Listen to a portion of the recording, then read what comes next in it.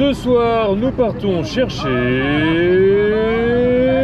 des néfrurus. Néfrurus shy. Ouais, néfrurus Shy. Shy. Parce qu'ils sont, timides. Ouais, Ou les néfrurus, ils sont un peu shy. Ou les néfrurus shire parce qu'ils sont, ils ont un shire un peu comme dans Lord of the Rings. Je sais pas faire de scientifique. Et ben on leur demandera. La France nous manque, comme vous pouvez l'entendre. Ah, la nostalgie du dimanche. Hein. J'ai aucun commentaire à faire là-dessus. Alors je sais pas si vous arrivez à voir. Sur la route, on voit pas vraiment la route, il y a des gros crapauds un peu partout, c'est des cane toads, une espèce invasive. Alors malheureusement on ne peut pas rouler dessus pour simplifier le problème de l'invasion, parce que si on roule dessus, il y a une chance sur deux que l'on écrase une espèce native. Et ça sera un petit problème, déjà qu'elles sont pas beaucoup. Donc on fait attention, il va falloir slalomer comme ça continuellement. Ici je ne sais pas si on va réussir à en voir une. Non, pas du tout. Allez, on se retrouve dans le bush. Petite promenade dans le parc ce soir à la recherche de néfrurus et vous pouvez voir que le problème existe bien. On a déjà un cane toad, juste là, un crapaud buffle. Hop là, voilà. Espèce invasive qui malheureusement tue la plupart des reptiles prédateurs ici en Australie. Et vous allez voir que c'est vraiment pas une espèce qui n'est pas courante puisqu'on en trouve vraiment de partout. Ils se reproduisent et malheureusement le problème grossit. On est donc avec Enzo Croco aujourd'hui. Bonjour Enzo. Et on essaye notre petit kit d'organisation au niveau de la GoPro. On a la grosse lampe de Acebeam qui éclaire l'équivalent d'un phare, clairement. On est sur un gros phare. Et en plus on a la frontale, en plus des deux petites lampes sur la GoPro. On ne devrait pas manquer un seul animal. Alors, que va-t-on trouver?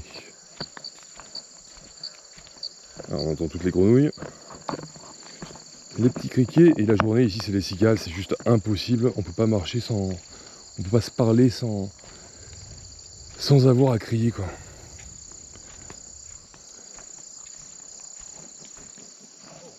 Le gros bruit que vous entendez là, c'est une flying bat, un flying foxes, une grosse chauve-souris fructivore qui fait entre 60 cm et 1 mètre.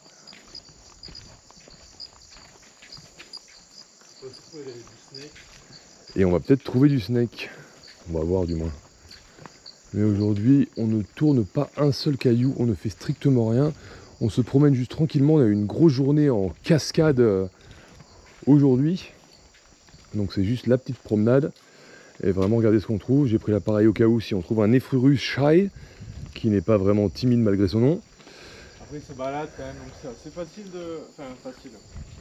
C'est petit, ça a la couleur des cailloux, c'est pas facile mais ça a des yeux de folie. Ouais, les yeux sont lavande, gris, bleu, enfin c'est inexplicable je trouve. On peut pas la décrire. Eh bien on va la décrire du mieux possible avec un petit mot. Un petit wallaby. Je sais pas si on arrive à le voir. Juste là. Non, là. Attendez, on va lui mettre un petit coup de lampe. Là, voilà.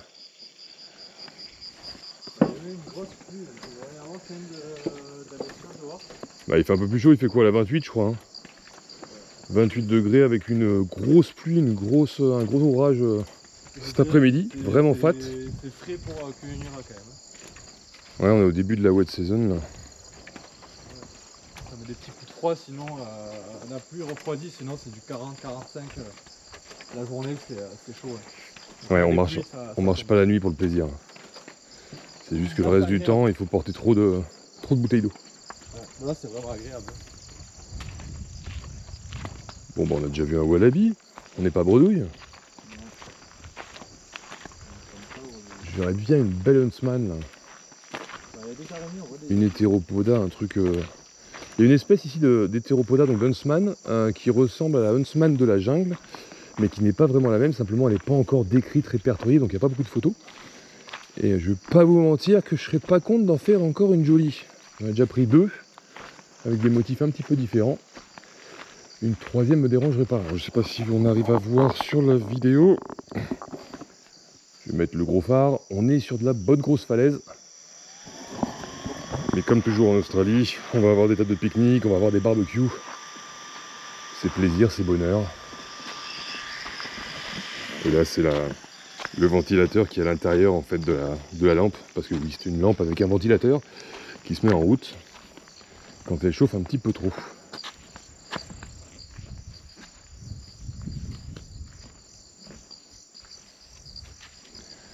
Petit. Petit.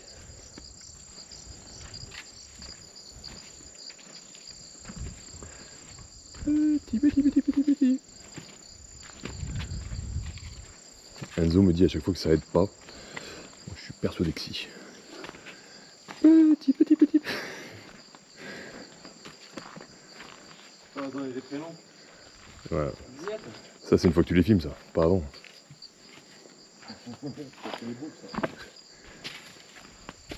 Non, et puis en plus dans les infractuosités on devrait avoir pas mal de petites... Quel prénom va donner au gecko? Devinez dans les commentaires.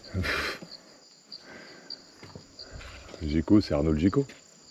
Et arrête de dire gecko, on a un grand débat sur le gecko ou gecko. Moi je dis gecko. Enzo qui est spécialiste reptile dit gecko comme tous les bons français. C'est le sud, hein. Nous on parle différemment. Ouais. Ça reste gecko parce que le nom a été donné en fonction du bruit de l'animal, comme le toqué. Et justement il faisait gecko, ça vient de l'indonésien. Et bon. Je suis pas certain de ma connerie, alors je vais pas la dire.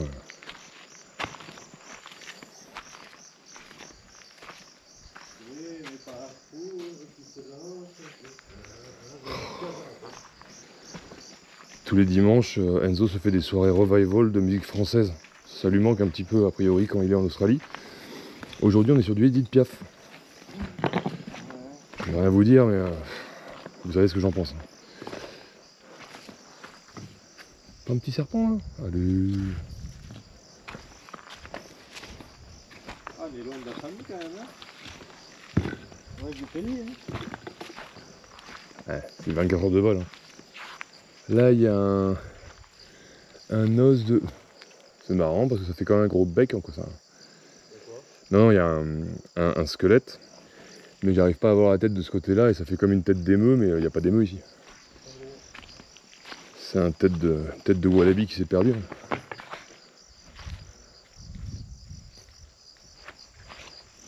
Oui, on n'est pas si loin.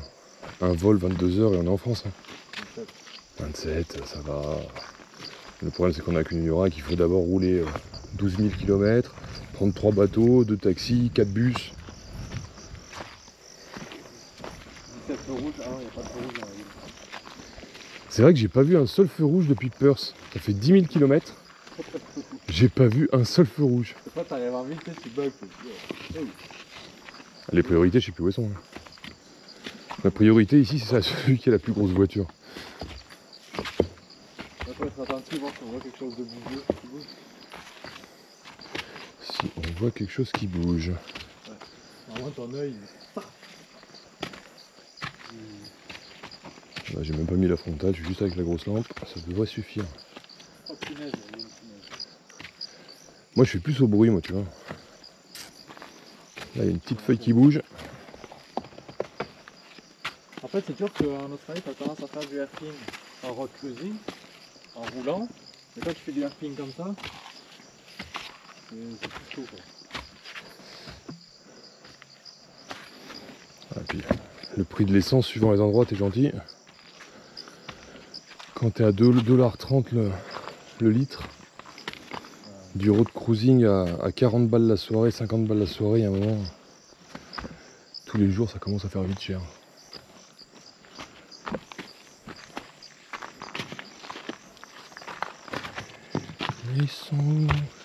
Mais ils sont où les Nephrurus?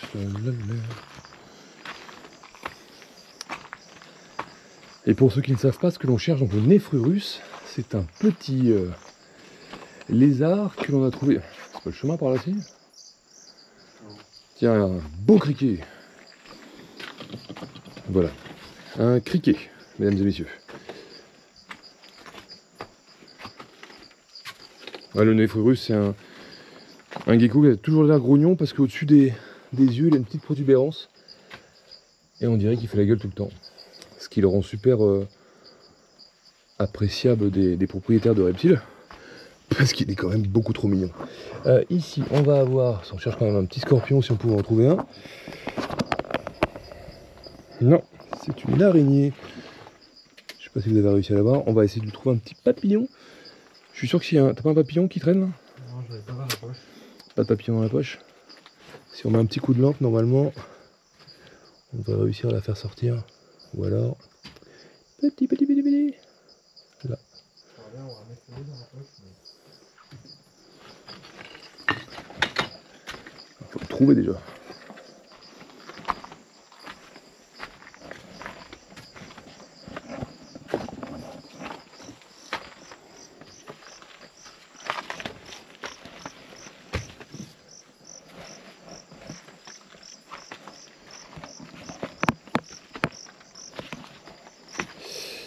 Des fameuses crottes et de la démarcation de territoire.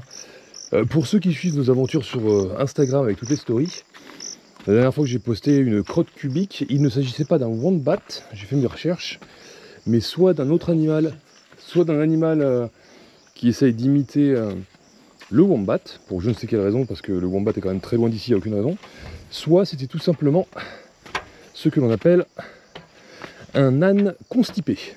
Voilà, non mais c'est vrai, j'ai demandé à des professionnels en crotte d'animaux, parce que oui, j'ai un répertoire assez garni sur ce genre de choses, et ouais, a priori c'est un animal constipé, voilà.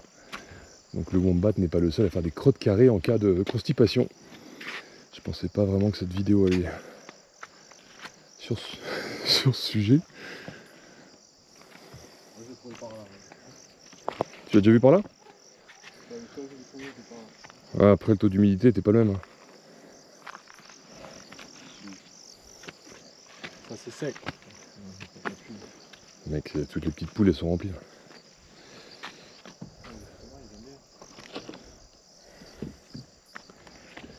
Et donc, le Nephrurus Lévi, lui, va courir dans le sable. Et ce Nephrurus là va lui être dans les crevasses et dans les cailloux. Les cailloux, pas les gailloux.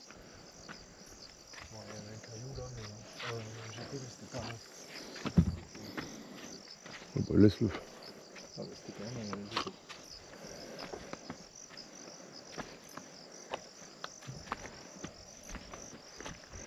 Ça c'est le fameux Spinifex qui pique comme pas possible.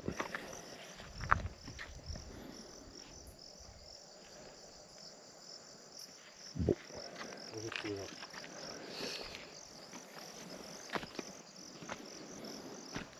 Je pense qu'il sait qu'il vient. Il veut pas.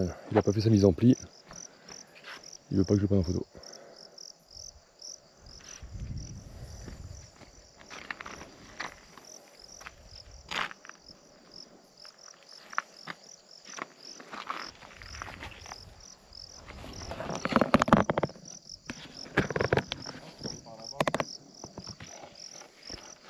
Je vais par là où je peux déjà. Là. Ça bouge pas par là, ça bouge pas par là, ça bouge pas par là, ça ne bouge pas par là. Et bien demi-tour. Bah, je suis en tongs en plus, je glisse, les pierres elles sont mouillées. Pieds nus ça aurait été mieux.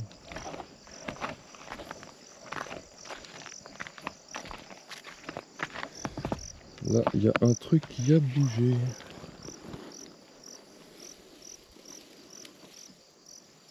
Oh, c'est un tout petit gecko, je sais pas si vous arrivez à le voir. Ah bah non, forcément, la caméra n'est pas baissée. Franchement, Loïc. Juste là, il y a un tout petit gecko.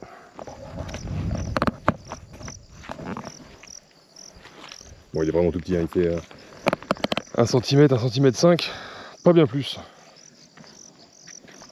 Ça, c'est l'avantage de la wet season, c'est qu'il y a la saison humide, il y a toutes les pontes. Donc là, il y a eu incubation et les petits sont nés. Celui-ci, ça va faire allez, 2 semaines max.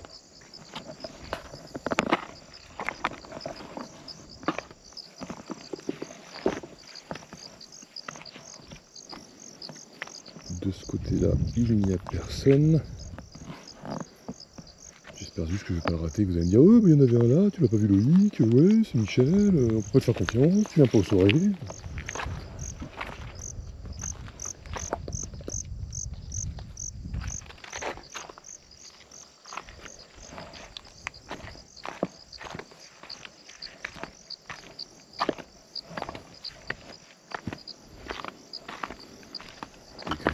des grillons. On est encore sur le chemin, on est où là? Allez, un coup de grosse lampe, on se trouve là.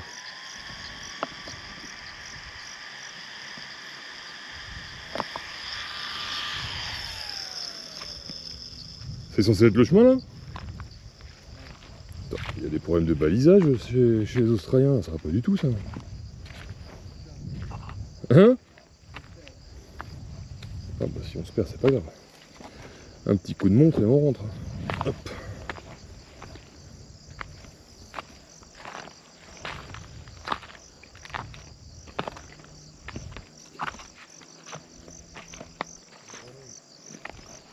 Grenouille, on est sur quelle grenouille? Littoria australis, la grenouille fouisseuse, je sais pas quoi là. Elle est où? Elle est là. Alors je sais pas si c'est la australis, mais c'est effectivement une grenouille fouisseuse. Juste là. Une grenouille qui va être endémique. Et celle-ci, donc il n'y a aucun problème comparé au bullfrog. Bonjour. Hop. Que va-t-on trouver d'autre?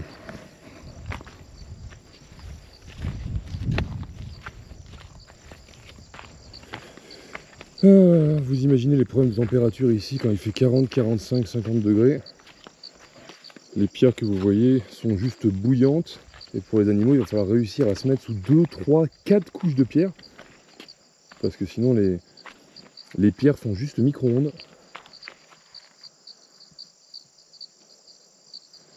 Et ici, il y en a un. Est-ce qu'on n'a pas un crapaud buffle? Voilà notre fameux problème. Celui-ci, on peut le toucher, il n'y a pas de problème. S'il ne va pas assez vite. Je me suis fait doubler par un crapaud buffle. Je pense que je suis arrivé au point de ma vie où il faut que je fasse du sport. Bon, je vais pas le couper dans la vidéo ça, mais il faudrait. Donc en fait sur l'arrière des glandes, sur l'arrière des épaules, c'est le début des glandes qui va jusqu'à un petit peu au milieu du dos.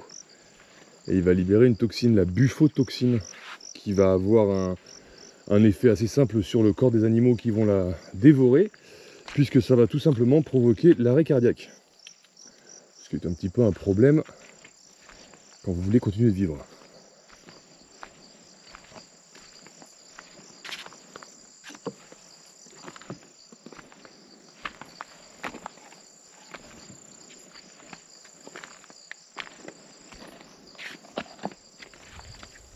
Alors bien sûr ce que l'on fait n'est pas forcément recommandé à tout le monde.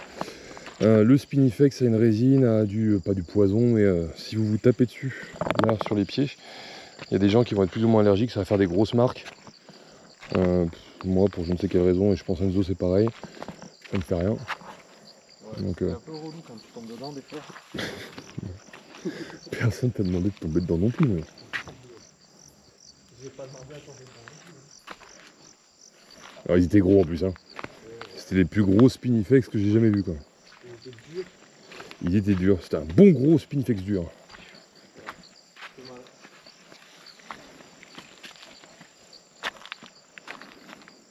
Alors pareil, la nuit c'est que des dalles ici, on fait attention si on bouge une dalle en marchant dessus. Parce qu'avec un tout petit à-coup, si la dalle penche d'un côté ou de l'autre, ça peut écraser ce qu'il y a en dessous. Donc on fait attention de bien choisir les dalles qui ne bougent pas pour marcher. Comme ça, on n'écrase personne. Là par exemple, vous voyez, s'il y a quelque chose, alors pas spécialement énorme en dessous, boum, écrasé.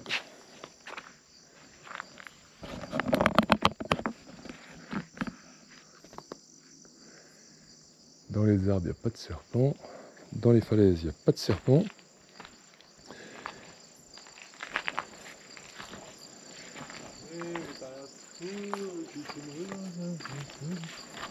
Tu chantes ou tu trouves un truc?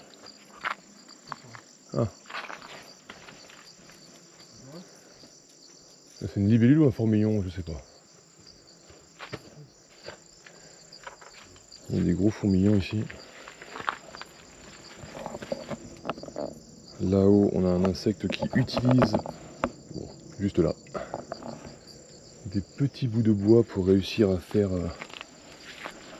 son petit cocon pour se transformer ensuite en insecte volant. Demi-tour? Eh bien, allons-y. Là, c'est une Banouna insignis, une araignée noire de maison qui s'est perdue et qui n'a rien à faire ici. Parcours! Parcours! Ah, il est où le chemin? À droite? Un phasme, un petit ou un gros? Un phasme, ça va. Est-ce qu'on n'a pas envie d'aller voir le phasme? Le phasme, ça va? Il est où? Où se trouve-t-il? Où est la brindille? Où est le phasme? Il a les mêmes bras que moi.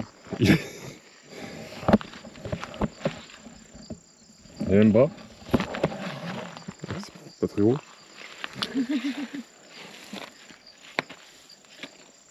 Juste que j'arrive à le sortir pour vous le montrer. On va le poser là. Hop là.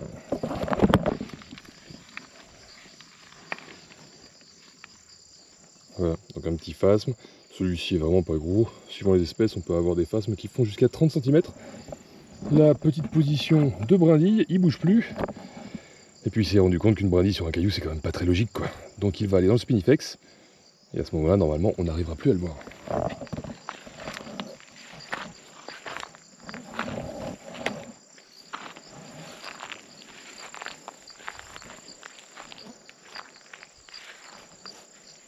On va essayer de pas marcher sur les plantes.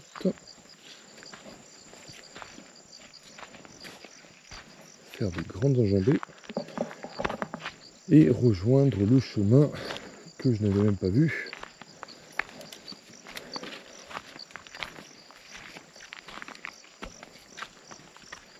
C'est fou qu'il n'y ait pas de marqueur sur les pieds.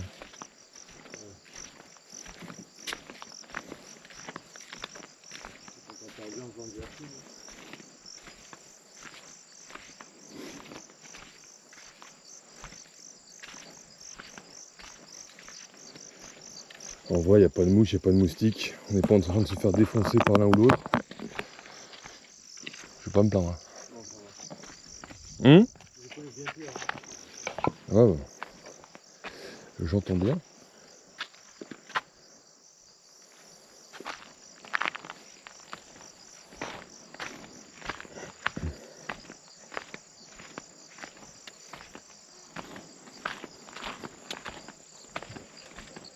Bon, on est plus sur de la SMR qu'une soirée réussite Air Pink Fold Animal. Je vais donc vous laisser profiter de ces bruits de forêt, de bouche, de marche de mes tongs sur le sol et de respiration d'Endo et moi-même. Endo. C'est quel accent ça? Endo. C'est pas du harping, mais de la reconnaissance de plantes qu'on fait là. Ouais, mais alors c'est pas compliqué, à ta gauche du spinifex, à ta droite du spinifex, au milieu du spinifex, et un petit eucalyptus par-ci par-là. Non, c'est pas foufou.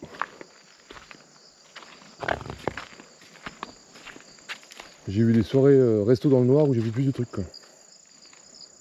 C'est drôle ça, je vais la marquer sur mon One Man Show.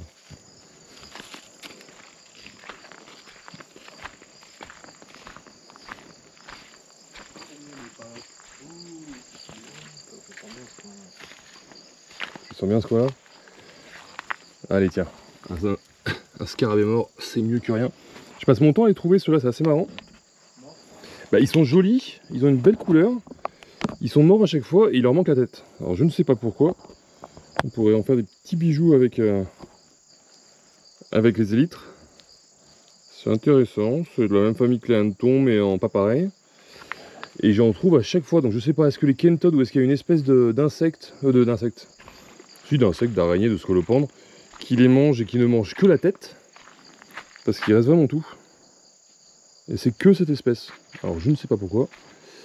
Je mène l'enquête et je vous tiens au courant, sachant que je vais sûrement oublier de vous tenir au courant.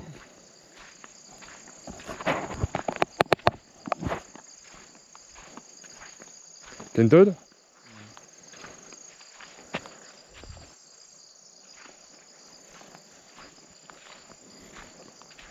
Alors Cane Toad qui tient pas son nom d'une personne qui s'appelle Cane, qui ne tient pas non plus son nom du sugar cane, même si c'était vraiment le problème, je ferai une vidéo là-dessus. Il tient son nom tout simplement de la cane beetle, le petit scarabée qui habite et qui mange la canne à sucre. Donc celui-ci, je vais peut-être réussir enfin à l'attraper. Voilà. Donc, on va essayer de ne pas se faire pipi dessus. Vous avez ici un cane toad. Vous allez voir facilement quand je commence à l'attraper. Donc espèce invasive qui démonte un petit peu tous les prédateurs, comme on l'a dit. Que ce soit les varans, les serpents, les crocodiles, Enzo aussi. Les crocodiles ont pris cher, pas cool pour eux. Voilà, donc c'est une espèce qui vient d'Amérique du Sud. Et si on regarde un petit peu plus près, je sais pas si c'est flagrant ici sur la caméra, vous avez tout le petit lait ici, c'est tout simplement le poison avec la bufotoxine. Et c'est ça en fait qui va être ingéré par, enfin je me lave les mains après, qui va être ingéré par les prédateurs, arrêt cardiaque, et lui va pouvoir tranquillement partir faire sa vie. Donc normalement ça part d'ici, et ça va vraiment jusque là. Moi je l'ai attrapé derrière. Ce qu'on peut faire normalement, c'est qu'on peut manger les pattes arrière. Ici, si on les coupe assez rapidement, qu'on enlève la peau, on va réussir à avoir de la viande. Il y a tout un process pour en faire de la saucisse, pour la donner à différentes espèces d'animaux, pour qu'ils s'habituent au cane toad comme un poison. Je vous ferai peut-être une autre vidéo là-dessus. Moi, je ne suis pas vraiment habilité ici à le mettre dans le frigo et à le tuer. Donc on va le laisser partir. Et il ne faudra pas que j'oublie de me laver les mains. S'il y a de l'eau, il faut que je me passe les mains sous l'eau. Si je peux éviter l'arrêt cardiaque, ça ne serait pas vraiment une mauvaise chose. Bon, il faudra quand même que je lèche le crapaud, que je me lèche les doigts. Et jusqu'à preuve du contraire à mon âge, je devrais réussir à m'en rappeler.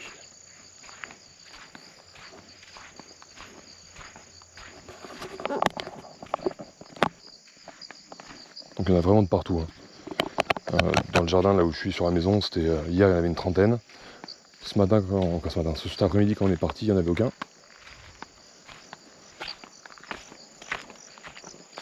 Mais sur les routes, des fois, c'est impossible de faire des zigzags. Il y en a 50, 100 sur la route.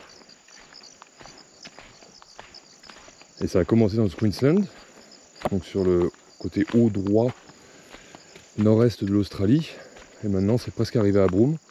Quoique si, il y en a eu un à Broome déjà, je crois, en 2020 quelque chose. Donc c'est arrivé jusque là, quoi. Ouais. Bah, il y en a eu un, hein. Ça se trouve ça a été importé sur une voiture ou un truc comme ça, mais... Il n'y a pas d'eau, je crois, il n'y a plus d'eau. Ouais, mais tu sais, il suffit qu'il y ait une grue, ou je sais pas quel oiseau qui en ait chopé un, qu'elle l'ait balancé en l'air et qu'il ait atterri sur une voiture, dans le coffre, ou sur une remorque. Boum, il se fait transporter 1000 bornes, sur un autre croco ou je ne sais quoi, et hop. Ouais, peu de chance que ça arrive.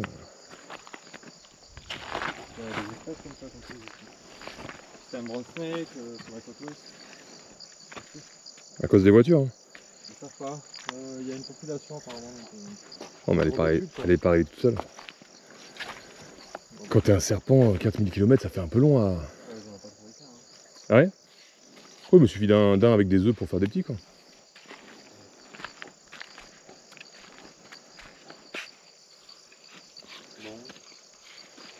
Ben c'est pas grave, il n'y aura pas grand chose, mais on aura pris l'air.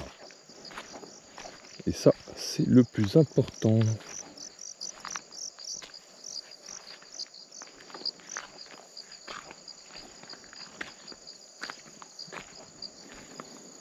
Alors moi les néphréruses qu'on cherche ici, je les ai pas encore vus. On est sur la même taille qu'un lévi ou pas? Ah t'as jamais vu de lévi toi? Ah bah on est mal barré. Une petite dizaine de centimètres quoi. Ça y est, je parlais trop vite. Les mouches, les moustiques et les papillons arrivent.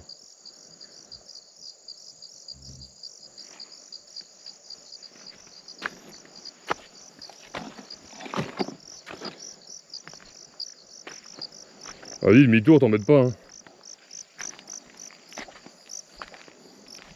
Ils veulent pas se montrer ce soir, ils veulent pas se montrer ce soir. Hein.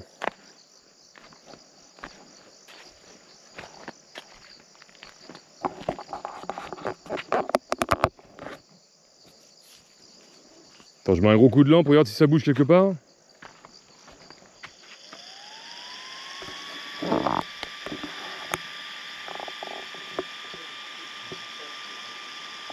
Ouais, je sais.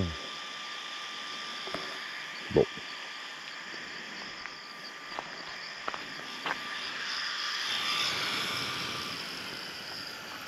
On n'est pas à l'abri de voir un python à tête noire sur la route en rentrant.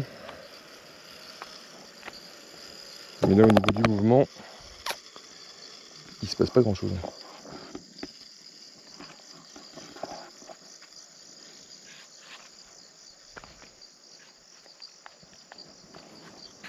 Qu'est-ce que l'on a ici? Un petit capricorne. Hop là. Capricorne qui, comme tous les capricornes, va faire un petit bruit. Je sais pas si vous arrivez à l'entendre.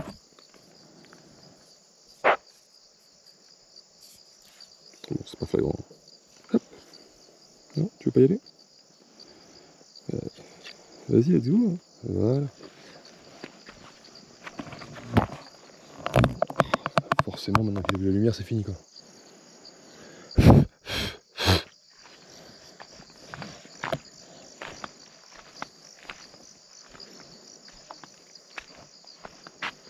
On a perdu Enzo, ça y est, ça recommence.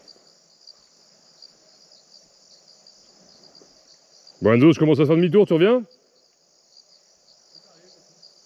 Ah, je crois que t'étais parti de l'autre côté. Ah tiens, encore un phasme.